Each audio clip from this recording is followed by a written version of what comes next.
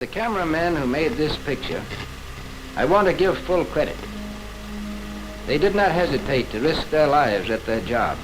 And now first, I want to tell you briefly the difference between the top and the bottom of the world.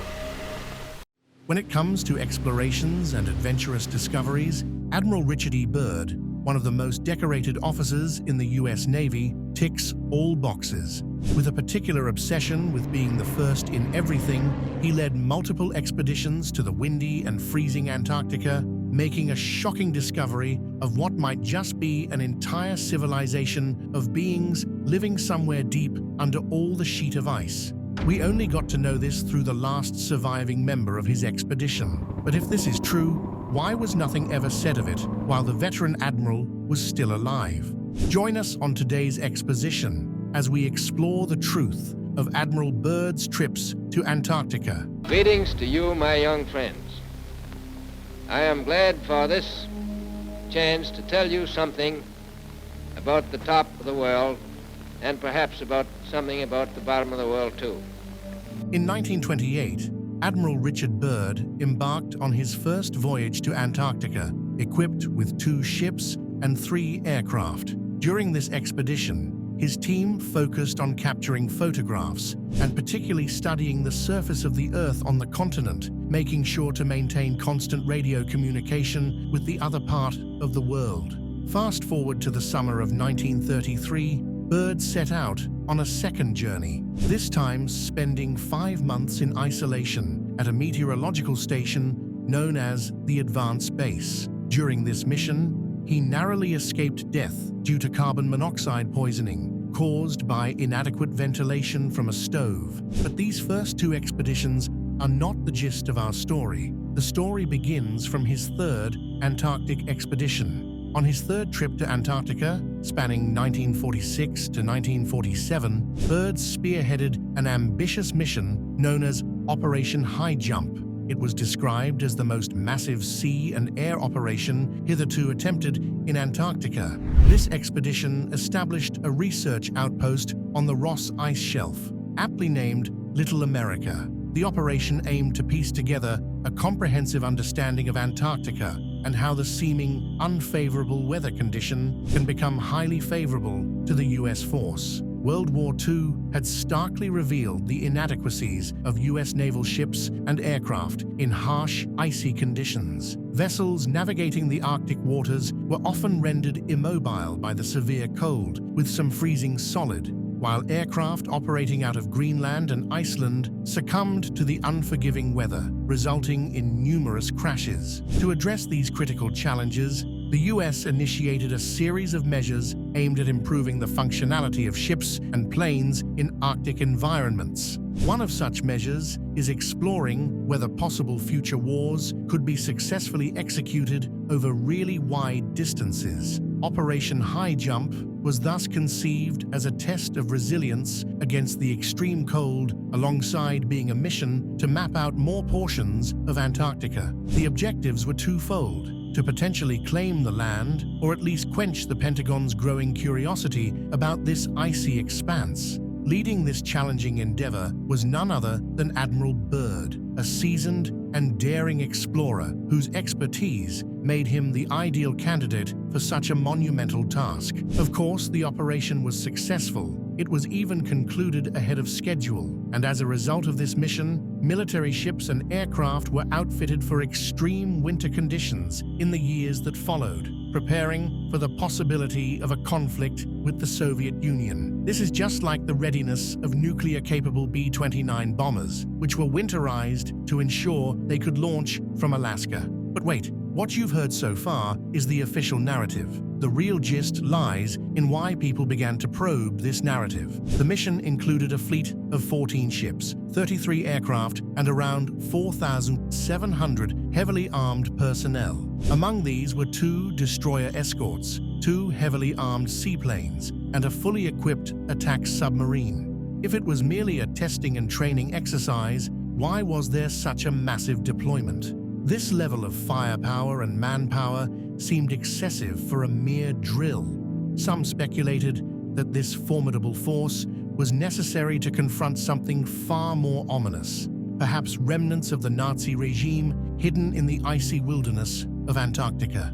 For years, the mystery lingered, masked in uncertainty. But everything shifted when an unexpected discovery was made, an old diary hidden among the records of one of Admiral Byrd's routine flights. It turns out that during a flight over the South Pole, Byrd was in the middle of a live broadcast to the American public, his voice reaching out to listeners through Navy communications. It was just like tuning in to one's favorite content creator, sharing their latest adventure, only for the stream to abruptly cut off.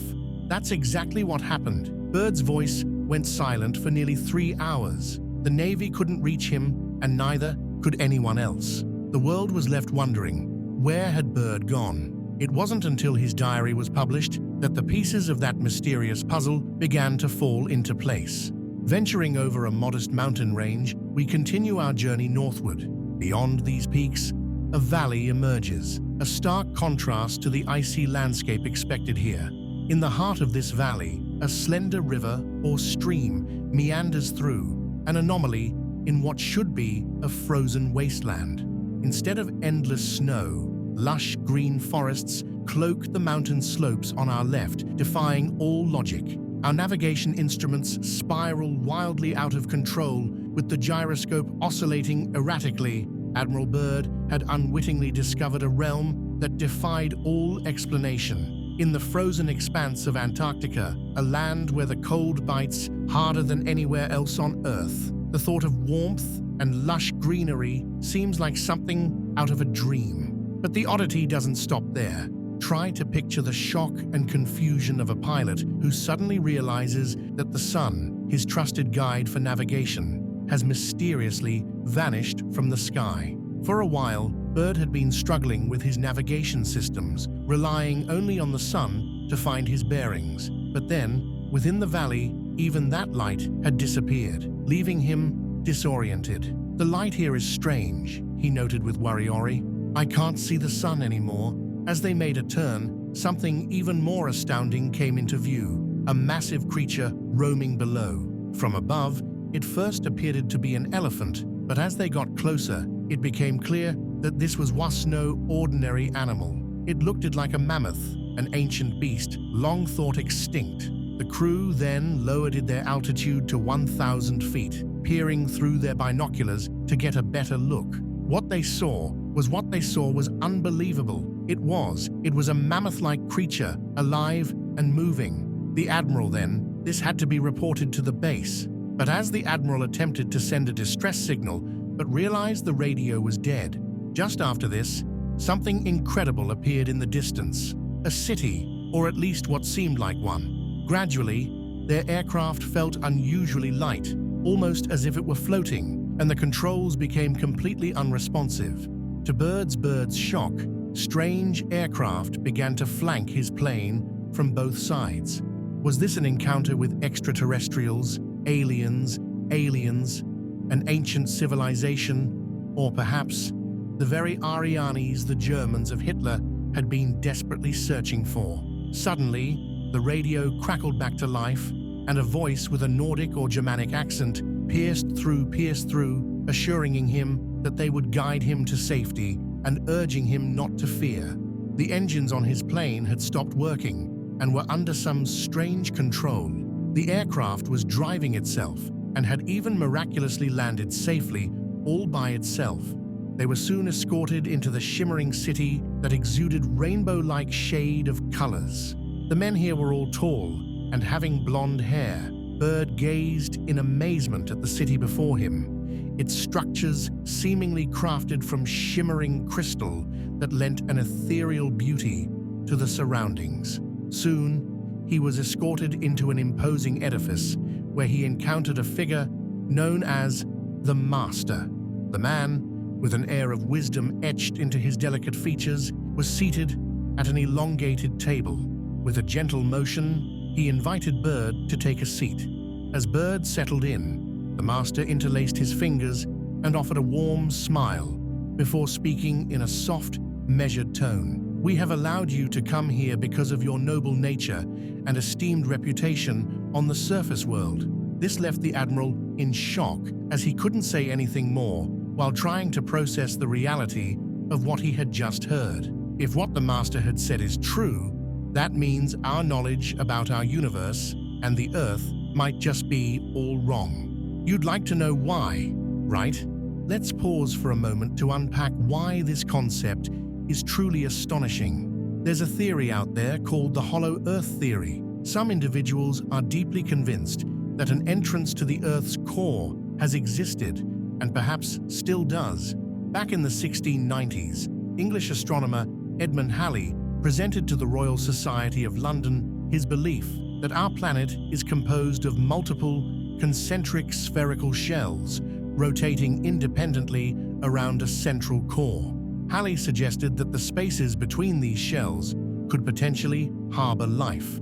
Fast forward to the 1810s, American officer John Cleves Sims expanded on Halley's theory, proposing that these inner spheres could be accessed through openings at the North and South Poles.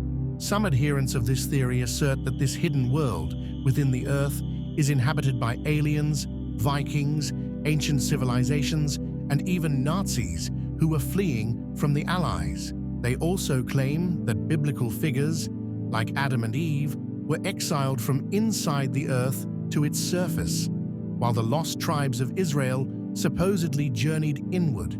Naturally, such ideas have been dismissed by various governments, but if there's any truth to what Admiral Byrd claimed to have encountered, it could mean that everything we've ever known about our world has been a grand illusion, probably hidden away from us so we don't question our reality. Do you think this is a fair way of protecting other civilizations?